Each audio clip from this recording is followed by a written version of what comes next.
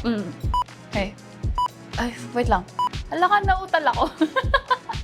Ganun pala yun pag kumakain sa masarap. Alam mo yung pag unang subo mo, tapos hindi mo alam yung sabihin mo. Nakawalan ka sobrang ng sarap. focus.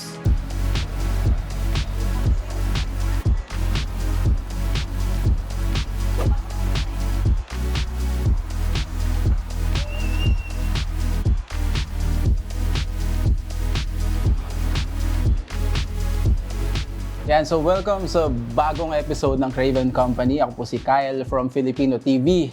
May nakita kasi akong nagva-viral na video sa social media. Ano siya, parang house-made corned beef. And syempre tayo bilang mga Filipino, sa community ng mga Filipino, di ba? Alam lang natin or most commonly kilala natin ng corned beef as a canned food, di ba? And so medyo nagkaroon ako ng interest, parang nag-crave ako, nagutom ako. Kaya pumunta ako ngayon dito sa Mineral, Toronto.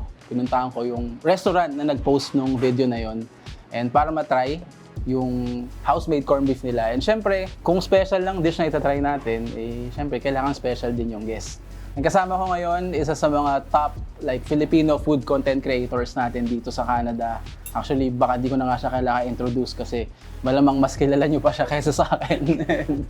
Kasama ko ngayon si Kay. Kumusta sis? Hi! Hello. Pero yeah, anyways, kamusta? Ikaw, ano bang ganap? Okay lang. Medyo busy tayo sa trabaho at sa social media. Pero overall, busy is good. So, Yeah. naisip ko, nung gusto ko na i-try yung corned beef dito sa Mineral, is, alam mo yung corned beef redemption. Kasi, ako mahilig talaga ako sa corned beef eh. And, parang feeling ko, mission na kailangan ko ipatry sa'yo ang Filipino corned beef na hindi ka madi-disappoint. Hopefully.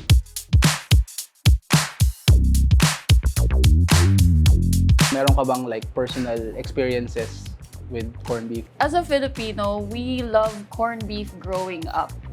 And always yan, kung hindi tinapa yung pagkain mo sa umaga, kung hindi itlog, laging may corned beef na hain sa almusal. Kaya sobrang nostalgic niya and para bang pagka kumakain ka ng corned beef tapos naaalala mo, parang it's taking you back to memory lane. Pag yung ganong klase ng corned beef na masarap, chunky, and everything na parang flavorful. Pwede mo siya ma-elevate, yes. Pero yun pa rin yung lasa niya. So, kaya nung nakita ko yung video dito sa Mineral, parang house-made, ganyan. Na-curious ako ng sobra, parang eye-catchy siya yun. Gusto ko matry yun. Ano kaya ang feeling pag in-house yung gumawa ng corned beef, di ba? Yeah. Hmm. Ang alalim Basta ng usapang corned beef. Pinalalim mo. Tinalim. So, tara, order na tayo. Tara.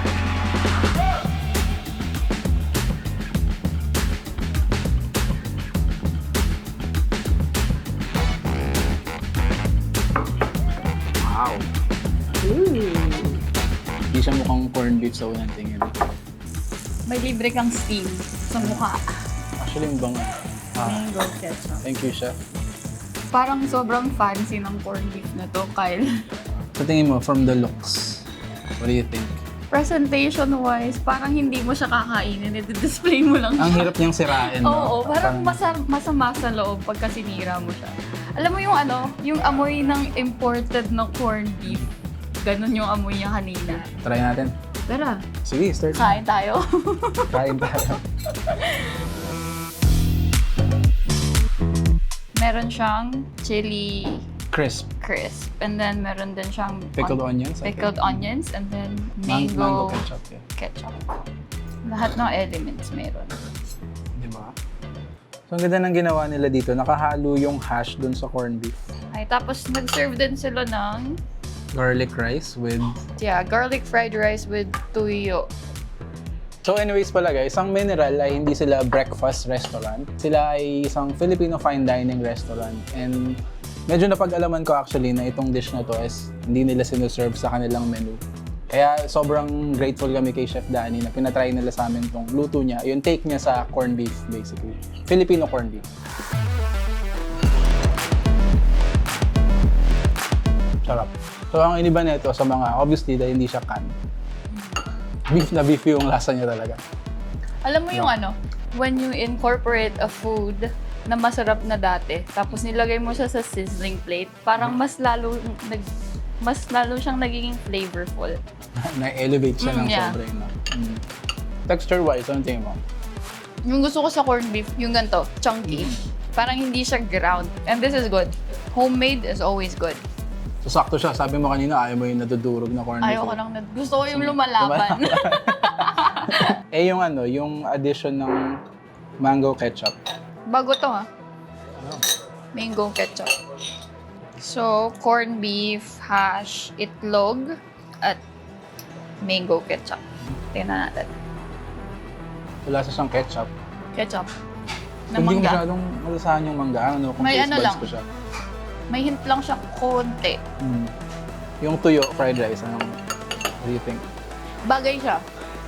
Bagay siya actually sa corned beef. Hindi ko makain si Kyle ng seafood. Kaya hindi siya nagre-rice.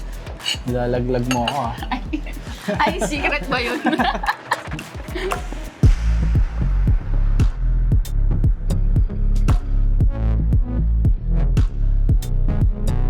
Paano mo siya mako-compare sa mga corned beef na na-try mo? Like yung mga canned corned beef? Malayong malayo kasi syempre, canned is processed. And then madami na siyang artificial na nakalagay doon. Tapos ito, syempre house-made siya and then we're in mineral. Fancy place. So sobrang iba. Parang ano siya lesser evil siya ng corned beef. Yes. Although hindi siya yung Healthier healthiest. version. Hindi siya yung healthiest dish, pero like compared sa mga canned, di ba? Yeah. Lesser evil siya, obviously much better. Alam mo na totoong karne yung ginamit. Natural ingredients basically. Na-redeem na ba ng Filipino corned beef ang kanyang sarili? Oo naman. Sa'yo? Redeem na. Kaso hindi lang nila matitikman. Wala sa menu eh. Pero yun nga yung maganda sa ganitong restaurant. At least natatry natin ng luto ng isang fine dining chef. Actually, malalasahan mo na yung mangga sa ketchup. Wala lang siya sa unang try, ganun ba yun? Try Yeah. ulit. It's nice to elevates a dish na na bring back memory. Bring back memory. Hala ka, nautal ako. Ganun pala yun pag kumakain sa masarap. Nasa speechless ka eh. Oo. Nakawalan Pag ka sobrang ng sarap. focus. Alam mo yung pag unang subo mo, tapos hindi mo alam yung sabihin mo. Ganun, may mga ganong effect yung pagkain minsan Totoo. pag sobrang sarap. Hindi ko in-exage yun. Totoo Tapos talaga. madaming pumapasok sa ulo mo na, saan ko to natikman? Oo. Kailan ko to natikman? Yung mga ganun. Tapos hindi mo ma-recall dahil na-busy ka dun sa Sa lasa. sa magic. Yeah.